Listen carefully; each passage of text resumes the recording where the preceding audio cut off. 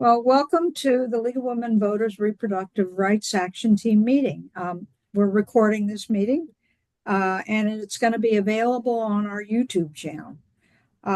We'll we're going to hear from our speaker, and then at the end, we're going to be taking questions.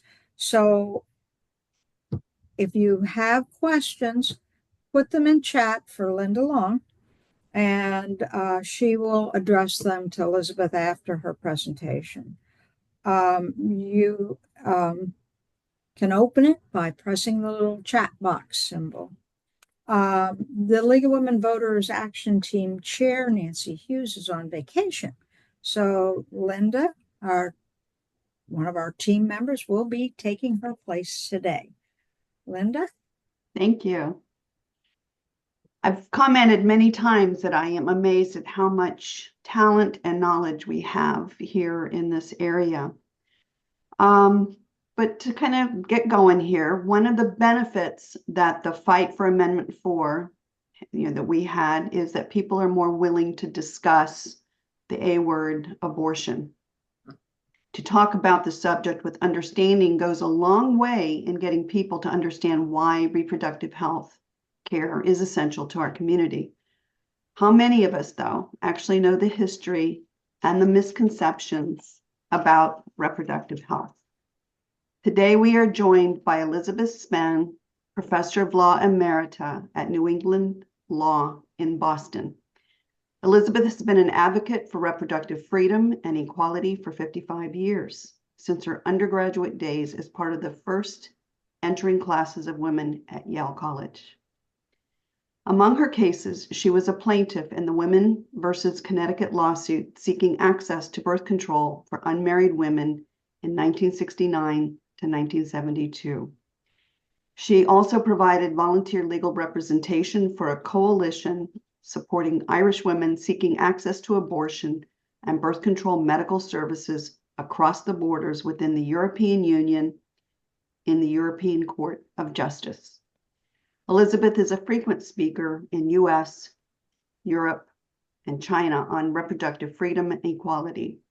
She was licensed to practice in Connecticut and Massachusetts and was admitted to the US Supreme Court bar in 1981. She is now retired and a resident of Manatee County. Elizabeth is the co-author of a paper laying out her research on, quote, misconceptions, the moment of conception in religion, science, and law. She's with us today to give us a historical view on defining the moment of conception and the importance of understanding this term when discussing legislation. Aren't we so fortunate? I give you Elizabeth. Hello, League of Women Voters of Manatee County, and I see a bunch of my friends from Boston and some relatives from Peoria, Illinois, so shout out to you guys. My name's Elizabeth Spahn. I'm a professor of law, constitutional law, international human rights, and I had hoped that this phase of my research would never be needed again, but here we are. So what we're going to do is a lickety-split, lightning-like race through human intellectual history. In the words of the great 20th century philosopher Monty Python, nobody expects the Spanish Inquisition. And yet, here we are. So this lighthearted romp will address the lighthearted question of when does human life begin? And my goal today is to give you talking points, information, so that when you're discussing this with other people, you have some background and some knowledge. There are more footnotes than Carter's got little liver pills in that law review article. I assure you, every sentence is footnoted at least once and sometimes 5 times. So there's lots of research behind every single statement in that law review article, and it's available for free. So you can get as much backup as you need. But here are your talking points. There are 3 myths that I want to talk about today. Myths about misconception, really misconceptions. The first is that Western Christian theology has always banned abortion and contraception or contraception. This is not true. It's not even close. And we're going to do a deeper dive into that. The second myth or misconception is that American law has always banned abortion and that Roe versus Wade was a radical departure from American law. This is absolutely not true.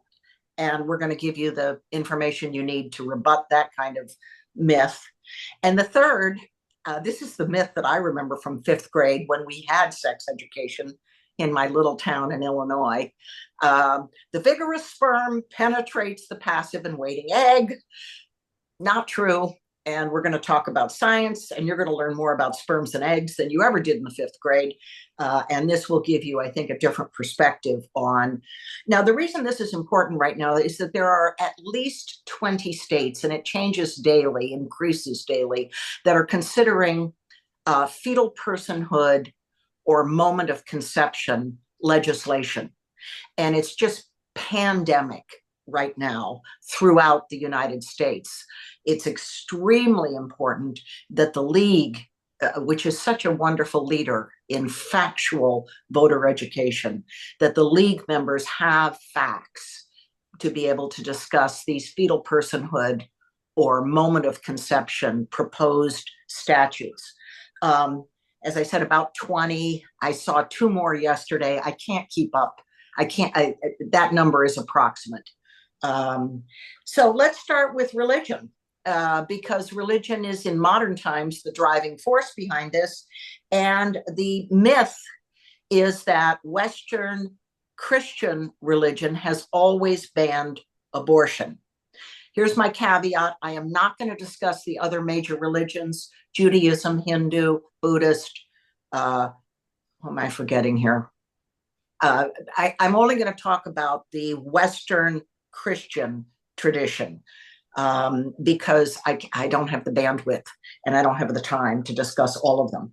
So we start in the Greek era, ancient Greek, with the Greek philosopher Aristotle, who provides the foundation in pre-Christian times.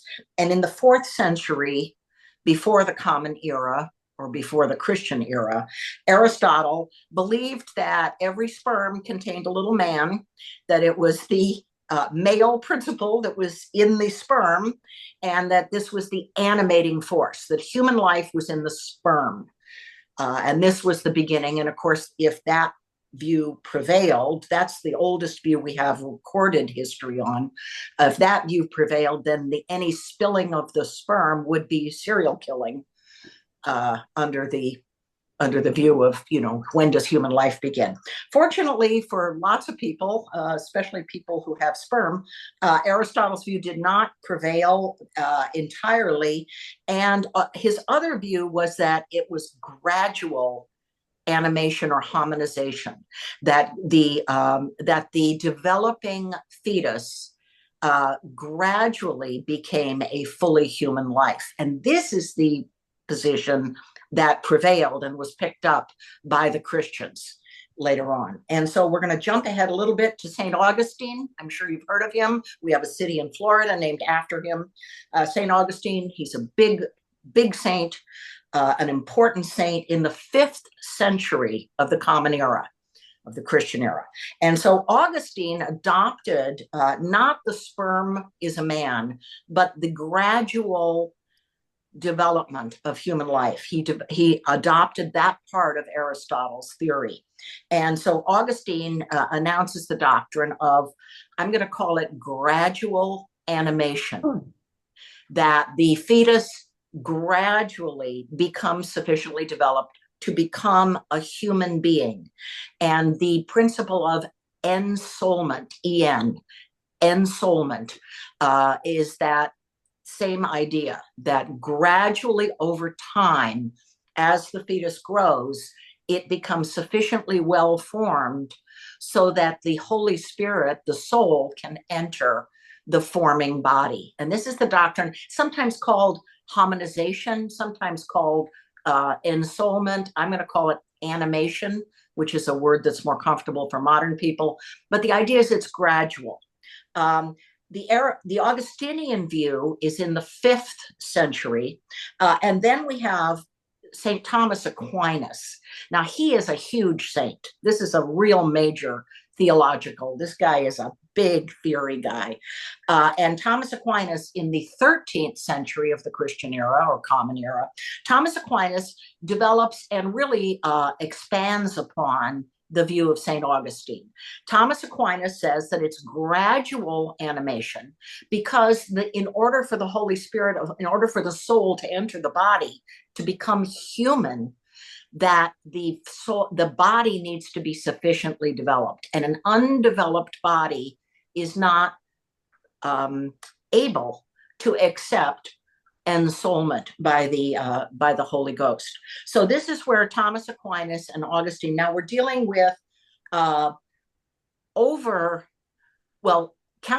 back to the Greeks, we're at 2,200 years of Western philosophy and also Christian theology. If we go just with the Christian era, we're at about 1,700 years, where this gradual animation theory is the dominant. And now there are a few little kind of weirdos who have some other ideas, but this is the accepted mainstream canon law view for 1,700 years of Christian theology. It remains the same throughout the Spanish Inquisition. Let's just pause on that one. Right? Even the Spanish Inquisition, where they burned the midwives, they kept the idea of gradual animation. It remains the same during and after the Protestant Reformation. In 1517, the Protestants break away from the Roman Catholic Church on some other grounds, the doctrine of transubstantiation, the communion. They break away on the problem of corruption, selling indulgences. The doctrine of gradual animation remains the same even during the schism between Protestants and Catholics. So we have a dominant Christian tradition, Protestant and Catholic, Roman Catholic, throughout Christian history until the seminal moment. And the year that you need in your talking points is 1869. 1869, Victorian. And one of the popes, Pius IX, wakes up one day and he decides that it's not gradual animation, that Augustine and Aquinas and Aristotle, they're all wrong. No conclave, no debate, no committees, no study, no nothing. He just wakes up, and in 1869, he says, nope, it's instant animation. And this is the origin of the moment of conception or fetal personhood. 1869.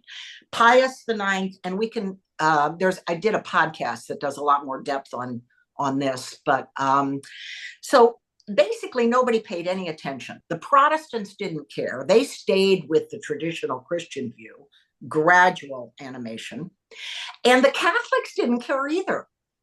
Pius makes this pronouncement. He isn't even sure. He says, well, maybe it's instant animation. You know, he wasn't even that sure. The Catholics don't pay any attention to it until 1917.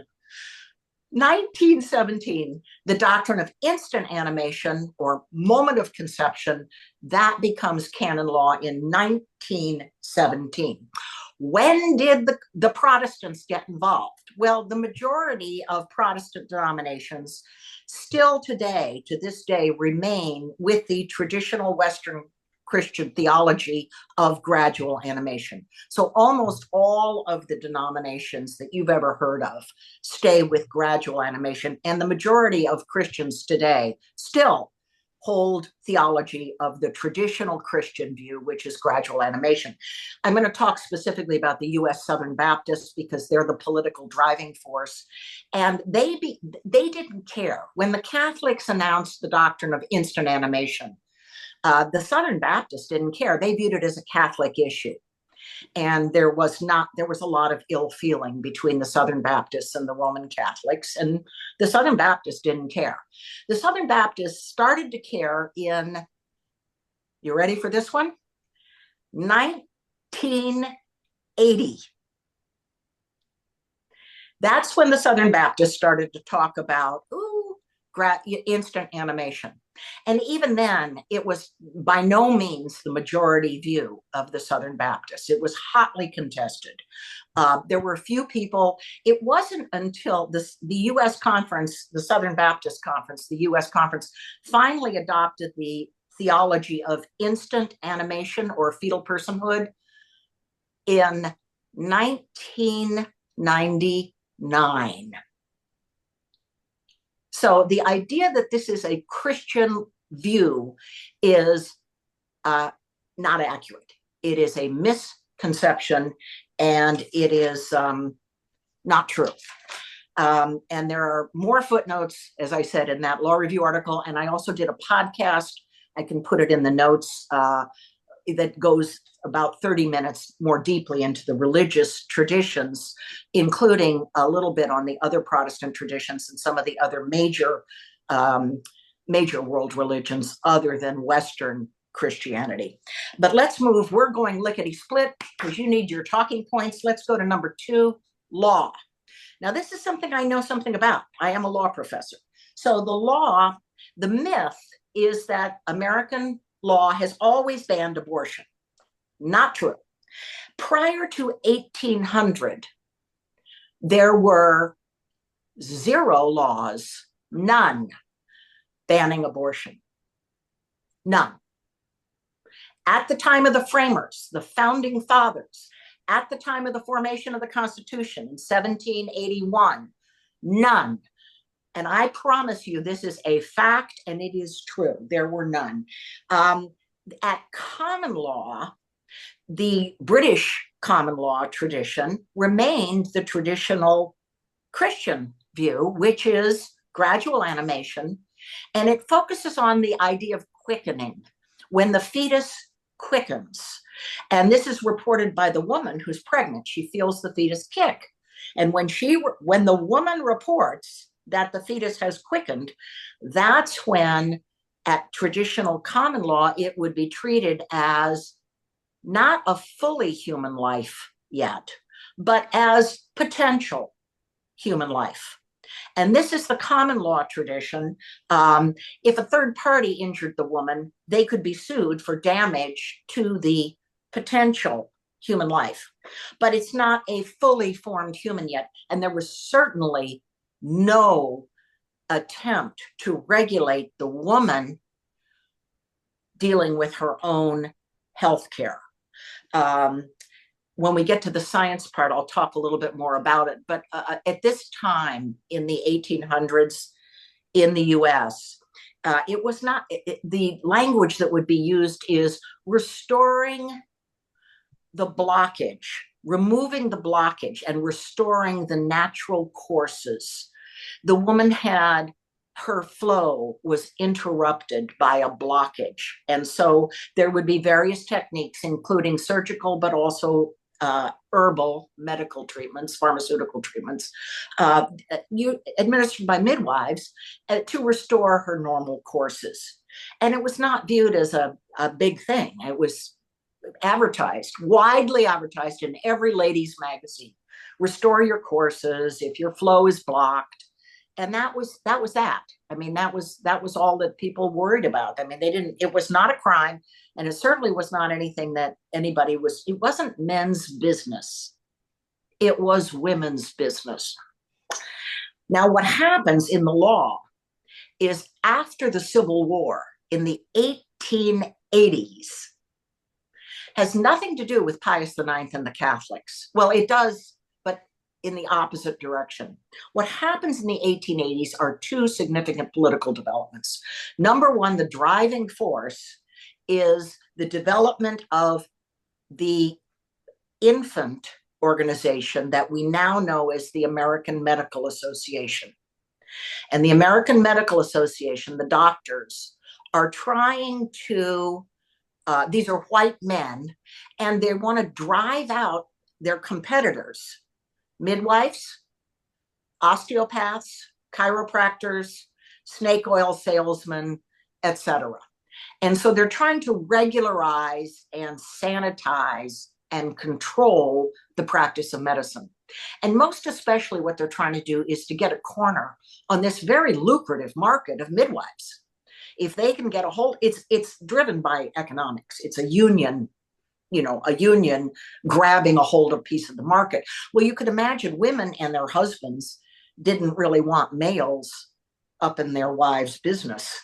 And so this was very controversial. And so these anti-abortion laws were pushed by the doctors under the guise of let's get more. Now you have to remember they're using leeches. This is not what we think of as modern medicine. They're using leeches. They're not washing their hands. They don't have germ theory yet. They certainly don't have penicillin. They want the business. And so it's the doctors that are pushing this, and they form a political alliance with the anti-Catholic Protestants. So it's an effort to increase, because too many white Protestant women, they're not producing enough babies. And the Catholics are breeding a lot. And so these nativist white supremacists are trying to force Protestant white women to have more babies. And if you take a look at the Wall Street Journal front page, April 15th, 2025, you will see that Elon Musk buys right into that theory. We need more white babies. Let me also say that during the era of slavery, prior to the Civil War, enslaved women of African ancestry were raped and bred for a cash crop of slave babies. So this is economics. This is not religion. This is all about controlling women's bodies. When you need more cash crop babies or more cheap labor, then you breed the women, and then when you don't want them, so this is, you have to, and you really need to stand hard on this, because it is all about money. It is not about religion. The only part that religion played in the criminalization of abortions in the 1880s and thereafter was anti-Catholic sentiment. They don't like the Catholics. It's anti-Catholic bigotry. And that's really the only role that religion plays in the abortion laws that come into play in the 1880s and thereafter. And so we're going to move, and then we go to Roe versus Wade, and you've all lived through that era, so I don't need to discuss the law on that. I'm going to stop with Roe and then Dobbs, so we can move on. I want to get to the science and then wrap up so that you can ask some questions and so forth. Now, the science, the 5th grade sex ed that I had was the vigorous sperm penetrates the passive egg. Not true, not even close. The egg is the largest cell in the human body. It's huge. The sperm are among the smallest, and the sperm they don't have much motility. They don't have, there's no thrusting sperm here. They're not speedy. They're very slow, and they basically can't make it all the way to this huge egg until they undergo something called capacitation, which is secretions in the vagina that enzymes and some other stuff that I'm not a doctor, but I have the footnotes if you want them. So capacitation is something that the female body does. And what it does is it gives a boost to these tiny little flailing, weak sperm. And the it boosts them, and it doesn't boost all of them. Capacitation only boosts some of the sperm. The female body weeds out a bunch of other sperm that it doesn't like. And a lot of the studies on this are showing that the DNA in the sperm that is weeded out is faulty. There are problems with it, and there are a lot of studies now about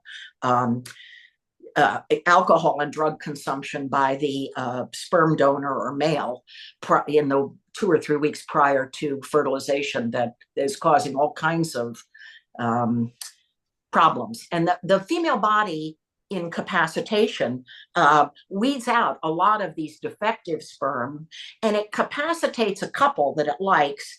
And then the acrosome reaction, the egg chooses. Let's just pause for a moment on this. The sperm is not penetrating. The egg chooses a sperm. And we don't really know exactly why. What do women want remains a mystery to all of us. But the egg chooses one, and basically the acrosome reaction decapitates all the rest of the sperm. Decapitates the sperm, and including the one it likes, and then enables the sperm to attach to the egg, and the egg then encompasses or enfolds this sperm, which has been decapitated, and creates it. You'll notice, this takes about between capacitation and the acrosome reaction, it takes a minimum of 17 to 18 hours, and can take up to several days.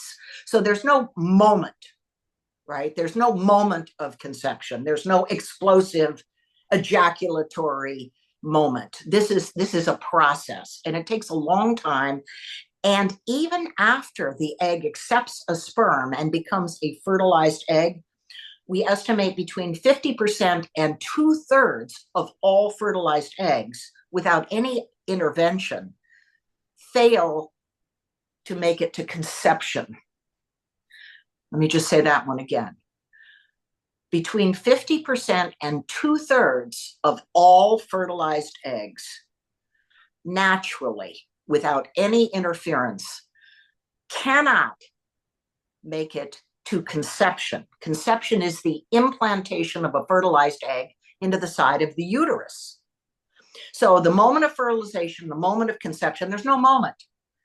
This takes days. The only moment is the male orgasm, and they're just projecting their own experience onto the rest of us. There's a surprise. So anyway,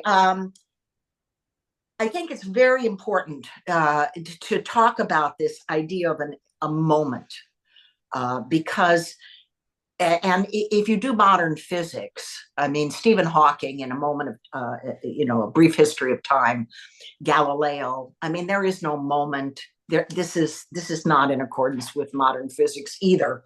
But the idea of a moment of conception or fetal personhood at fertilization is scientifically incoherent and not justified. And as a consequence, these 20 states or more that are trying to have statutes making it homicide, capital punishment homicide, to interfere with a fertilized egg or a moment of conception or fetal personhood. We're gonna have homicide laws based on imaginary projection of an explosive moment, some kind of an Aristotelian fantasy, and we're going to use this for homicide laws. It's really shocking and absolutely not justified by science at all. I want to conclude by giving the con law lesson. When we start getting down in the weeds about when does human life begin, is it fertilization or conception or the 3rd month or the 5th month, or when does human life begin? And you get down in the weeds like that, you're actually missing the actual important legal issue. The legal issue is not what. because the religious views differ. Science is not conclusive right now. We don't know. And the theology people don't know. We don't know when human life begins. But we do know that who has the power to make that choice, to make that decision. And if we allow politicians to make the decision about when they think human life begins, according to their own mythologies, then we have given up an important liberty. And it's not just the liberty to choose to terminate a pregnancy with abortion. It is also the liberty to choose to carry a pregnancy to term. As soon as we give that power to politicians, they're going to decide that some women are worthy of becoming mothers and other women are not worthy of becoming mothers. Some fetuses are worthy of being born and other fetuses are not worthy of being born. So if you care about women or disabled children, or you're worried about racial animus or religious animus motivating politicians, you're giving the power to make this decision to politicians who we all know are motivated by many, many factors, but almost never motivated by the best interest of either the woman or the child or the family. So this is the important constitutional point. It's not what point does human life begin, it's who decides. And each person, I believe, should be able to decide for him or herself in accordance with their own religious beliefs or ethical standards or understanding of science. Each individual should be able to choose when they reproduce. Thank you. Thank you. We actually have, that was really awesome. I am a retired nurse practitioner, and I must say I learned some stuff. Anyway, we do have some questions. Good. I was copying them and putting them on another screen, so give me just a second. All right. So Amaret, I hope I pronounced your name correctly, asks, how long does the gradual animation process last? In other words, when is the fetus deemed to be complete enough for the soul to have entered? Well, are you asking about Thomas Aquinas? Yes, you were talking about the gradual animation is yeah. I think that's your question, right, Annette? Yeah, okay. Okay, so Thomas Aquinas says gradual animation and it becomes fully human near birth. We don't know what near means there. The US Constitution is very clear. The text of the Constitution says a person born or naturalized can become a citizen of the United States, or is a citizen of the United States. So in the US text of the Constitution, you have to be born. That implies birth. Thomas Aquinas says, toward the end of human gestation, but we don't know what month.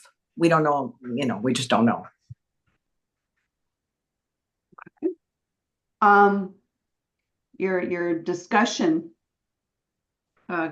about, just as an aside, about all the sperm being little men reminded me, because you already started with Monty Python. You know where I'm going. Every sperm is sacred from Monty Python. All right. So Alice asks whether or not you have seen baby Olivia. It is the video that they want to show the children in school. I haven't seen it. Okay. Has anybody here? I've seen it, and it's very high production value. And it's clearly meant to pull your heartstrings. So at 1 month old, or not 1 month, 1 week old, they already have little arms and they can suck each one that, it's going, and so it is billed as a, giving them education about science. And on one hand, I look at it and I say, well, they're clearly trying to make anybody that ever decides they want to have an abortion feel guilty. But that, oh man, it's half a baby. No, it's really a baby. It's just missing some parts.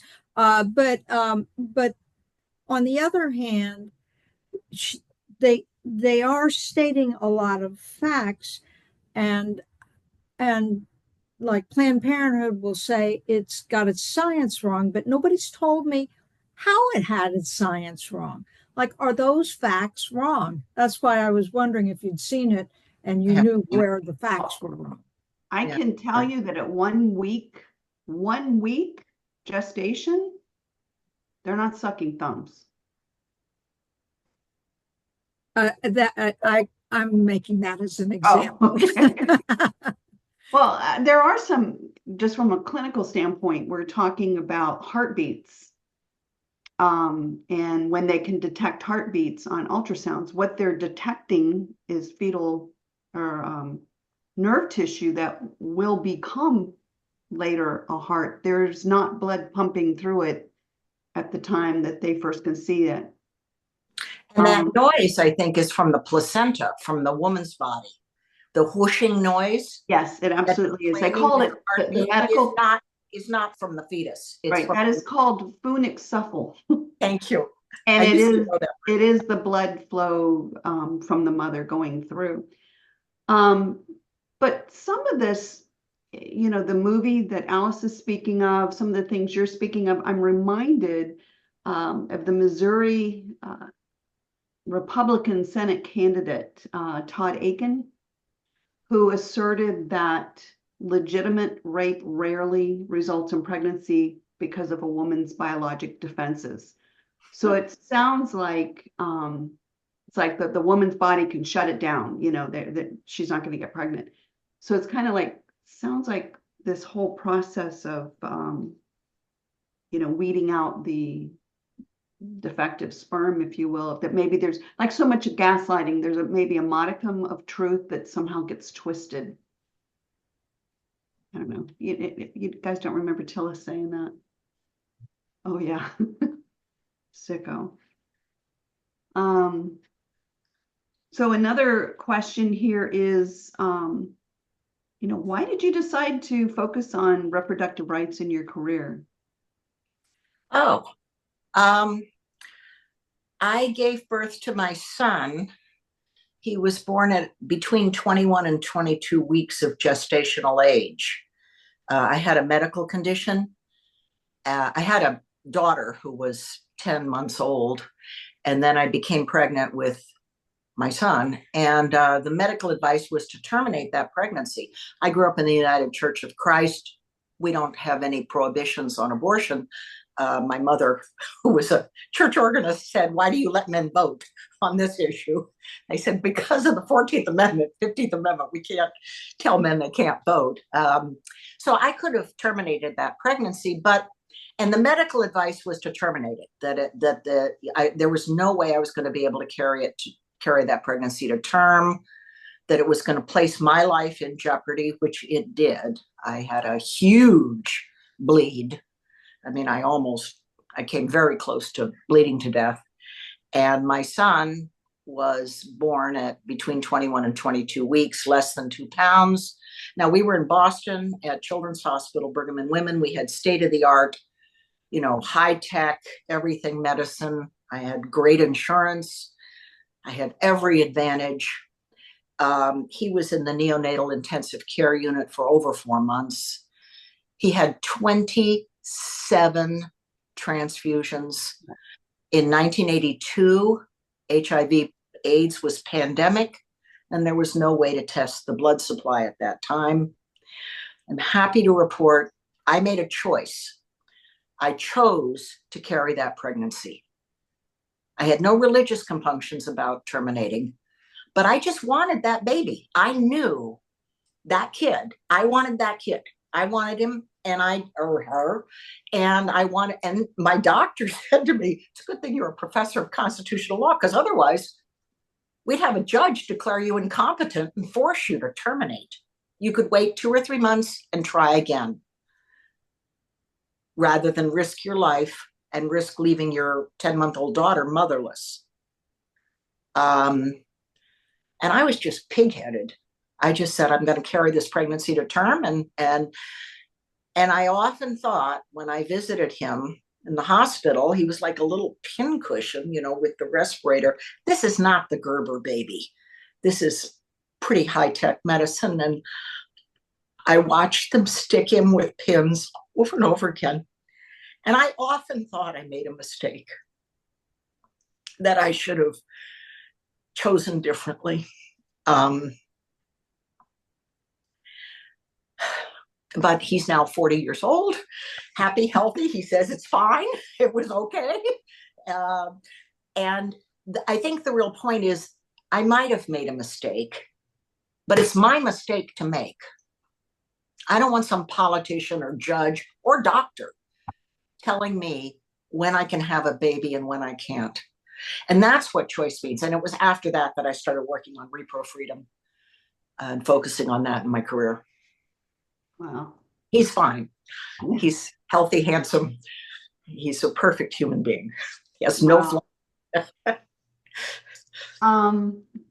Do you mind if I post the link to your to misconceptions, a moment of I hope you do. Okay. I would like you to. I'm putting that out right now. I will also send that link, I will send to people afterwards and say, okay, here's the video. And I will also send the link to the misconception, and I'll try to find your podcast and send that too. Alice, I can send you a link to the podcast. It's up on YouTube.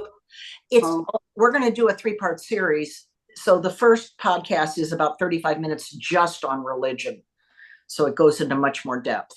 And then the second will be law, and the third will be science. But you've heard the highlights. So yeah. Alice, do we have time for another question? Oh, we got lots of time. We got 15 minutes. Okay, cool. All right. So the question is, what do you think is the future of abortion access in Florida? And when do you think Florida voters will be ready to go at it again? Well, I'm sure the league members know that the vast majority of Florida voters already voted in favor of reproductive health, choice, and freedom. The Yes on 4 campaign, and you notice I'm wearing my pink and purple shirt today for the league, we generated 58% of the vote. 58%, including a lot of Republicans voted for choice. So this is not a partisan issue in the way that some other issues might be. This is truly a bipartisan issue. I think the most recent polls that I've seen are late 2024, early 2025, and they show that close to 80% of Floridians favor reproductive choice. The minority are extremely vocal, but they are a minority. How's it going? I'm sorry? All right. I think let me mute her. There we go. I think she was talking to someone else. Yeah. Oh, I think so. It's a minority. And every religious group, the majority of people who practice every single Christian denomination, including Southern Baptist, favor reproductive choice. Now, we might differ about, we get in the weeds about, well, is it therapeutic or is it necessary? But again, I'm telling you, this is the wrong question, because there are so many variations in fact patterns that you cannot, that's not how law works. Law doesn't work at those individual decisions level. And so you have to locate the power to decide somewhere. It could be with your religious leaders, in which case you're free to choose to follow your religious leaders. It could be with the individual woman. It could be with the woman and her husband or the father of the baby. It could be with politicians. It could be with judges. It could be with doctors. But you have to put the power to decide somewhere, because there are going to be infinite fact patterns. And you can't micromanage everybody else's decisions. It's too bossy. It's just plain bossy to try to be getting in the weeds like that. Well, this is justified and that one's not. Yeah. So you gave us some really interesting talking points, particularly from the standpoint of the religious history. But yet, what kind of advice would you give us that are trying to struggle with talking to neighbors, arguing for, right? It's kind of hard to grasp that 80% really want it, because we didn't get 60% of the voters. No, we didn't. It's very difficult, I think, to have a discussion with people who have a religiously held belief. I think faith is, by definition, transcendent. And so I think by talking about the history of the theology, it can at least help them understand that they may be right. It might be. I don't know. I'm a professor of law, not a theologian. Yeah. Maybe they're right, but it doesn't change the question of who decides. That's the point. That's the point. You're going to put the power to make a decision somewhere. Would you rather have it with individuals who can make it in accordance with their own religious beliefs and free to proselytize, right? Or do you want it with politicians? Is that really who you want deciding this? And that's what I say to people who are genuinely religiously committed to the idea of personhood, human life from some early stage. They may be right. I don't know. Do you think there's an age gap? Are senior citizens more likely to be pro? I mean, I remember when Roe v. Wade came in. Or are younger people, where is there a breakdown? I don't have those polls in front of me. In general, my impression is that younger people are more inclined to allow individual differences and individual choices with respect to reproductive health than older people who tend to be a little more conformist or certain that we know what's best for somebody else. Yeah. Nancy has another question. Given what our legislature is trying to do to make it much harder to bring citizen-led amendments, how do we fight the few politicians who are deciding this? Well, I think the League of Women Voters is a good place to start. I mean, right? You're in the right group here. Planned Parenthood has action committees that go to Tallahassee and that lobby together with the League and other groups who are in favor of individual liberty, individual choices, religious liberty. I think it's very important to remember that Judaism does not ban abortion. No, not at all. And not at all. And so when the Christians are using the criminal laws to enforce their view, through the criminal laws, through homicide laws, they are they're placing in jeopardy other people's religious liberty. And specifically, I'm talking about Jews, but also Hindus, Muslims. There's no other group that believes that human life starts at conception or that there's fetal personhood at fertilization. None of the other major religions are in agreement with that position. And the majority of Christians in the US are not in agreement. So you're really using the criminal laws to impose a minority religious view, a minority and recent religious view, right, which is why I think it's an inquisition. Some Jewish organizations were arguing that it was violating their religious freedom. Absolutely. To impose it, because they believe the welfare of the mother is first, whether that's psychological or physical. Right. And let me just say, it's a woman. She has not yet chosen motherhood. In my view, given my experience, choosing motherhood is a noble and sacred option, but it's not mandatory. Otherwise, they're breeding us like livestock, right? If it's forced childbirth, the woman has become livestock.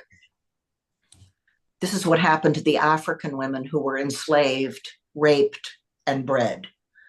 Right. They were literally classified as chattel property, like a cow. And this is hard to talk about, but it's important because nobody should be forcing someone else into childbirth. Anybody who's been through childbirth knows it's, you know, it's a big deal. Yeah. Any final thoughts or comments? We've kind of been all over the place.